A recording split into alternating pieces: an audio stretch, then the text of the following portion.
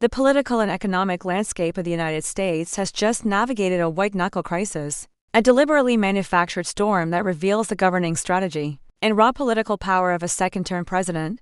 On February 3, 2026, President Donald Trump brought a swift end to a 4-day partial government shutdown by signing a temporary funding extension for the Department of Homeland Security. But this was no simple procedural fix. This was a calculated demonstration of force, a short, sharp shock therapy applied to the nation's political system, designed to achieve one overriding goal: to clear all obstacles for the most aggressive immigration enforcement agenda in modern American history. The stage for this showdown was set by President Trump's unwavering promise to identify, detain, and remove up to 20 million undocumented immigrants over the course of his term. This monumental undertaking requires not just political will, but massive, uninterrupted funding for immigration and customs enforcement, for border security technology, and for an expanded detention network. When Congress, in its divided state, hesitated to rubber stamp this priority in the latest budget cycle, the president allowed the funding to lapse. The resulting shutdown, though brief, was a weapon. It furloughed thousands of federal workers and sent a deliberate tremor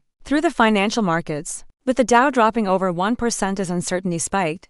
But its true purpose was political theater. Standing at the White House podium, flanked by Homeland Security Secretary Kristi Noem and staunch allies, President Trump signed the 2-week extension and framed the entire episode as a victory. He declared it a win for America first, portraying the shutdown as having exposed what he called a radical leftist sabotage of national security. He pointed to recent, tragic violence during ICE operations in sanctuary cities incidents, where agents were met with protests that turned deadly, as justification for his uncompromising stance. The message was clear: any delay or debate over funding is not fiscal prudence, but an active threat to the safety of American officers and citizens. Behind the scenes, the mechanics of power were in raw display.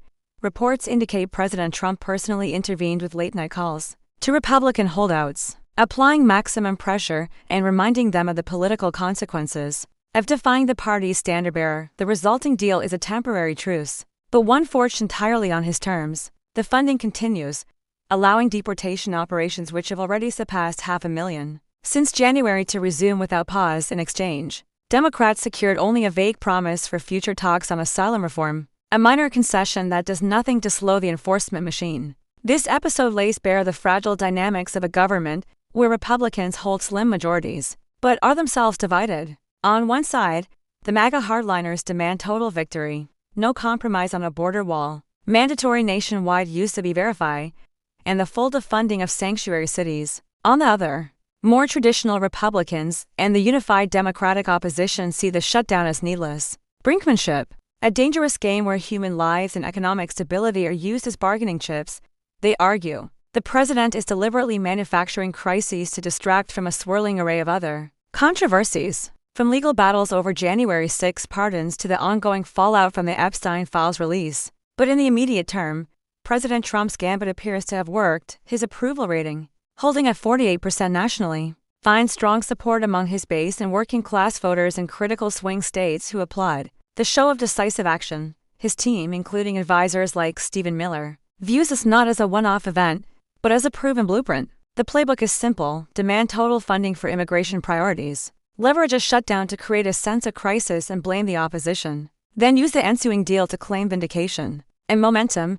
The economic and social ramifications of this path are now coming into sharp focus. Secretary Noem has announced a new enforcement priority targeting criminal aliens in major urban areas, leading to widespread operations and thousands of arrests. While supporters hail this as restoring rule of law, civil liberties groups and city leaders decry the tactics of sowing fear and tearing apart communities, the economic impact is equally direct. Economists and the USDA warn that sustained, aggressive enforcement will inevitably strain key sectors like agriculture, construction, and hospitality industries deeply reliant on immigrant labor. Estimates suggest food prices could rise 5 to 7% as labor costs spike and supply chains are disrupted. Internationally, the U.S. stance is reshaping diplomacy. Mexico, under President Claudia Sheinbaum, has agreed to accept more deportees in a deal that trades human flow for tariff relief. To the north, Canada is bolstering its own border security, anticipating potential spillover migration.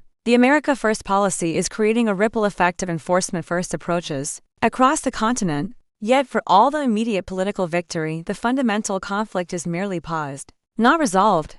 This 2-week funding patch is a ceasefire, not a peace treaty. It sets the stage for a far more consequential showdown when the temporary measure expires. President Trump has already vowed to veto any long-term funding bill that does not include $25 billion for a massive expansion of the border wall system. Democrats are preparing to highlight the stories of furloughed workers and disrupted services to win over moderate public opinion. This is a defining chess game of the second term. One side sees immigration enforcement as the paramount, non-negotiable mission of national renewal. The other sees it as a divisive, economically damaging obsession.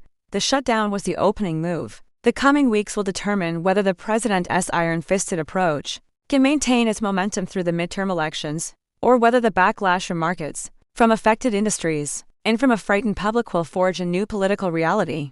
What is certain is that the battle lines are drawn, not just around a budget, but around the very identity of the nation, its workforce, and its place in the world. The standoff is over for now, but the war for the American future has just entered a new and more intense phase.